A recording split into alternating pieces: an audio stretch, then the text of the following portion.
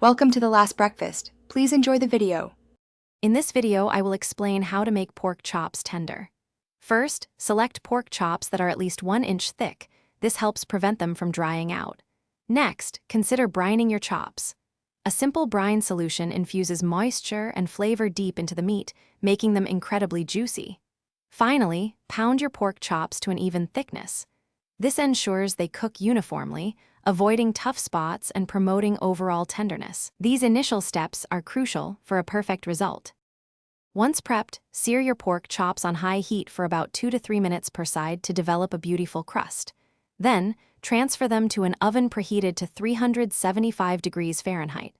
Cook until their internal temperature reaches 145 degrees, which is the ideal doneness for tender, juicy pork. Remember to use a meat thermometer for accuracy.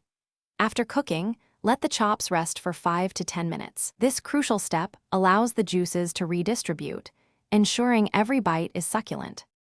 Marinades and brines are excellent tools for tenderizing. For marinades, use acidic ingredients such as vinegar or citrus juice, but limit marinating time to 1 to 2 hours to avoid making the meat mushy. For brining, a basic solution is 1 tablespoon of salt per cup of water.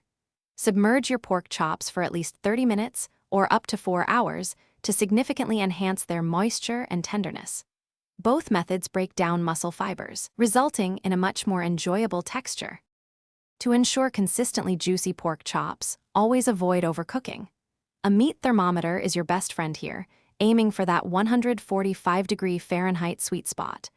Combining pan searing with oven baking is a fantastic technique.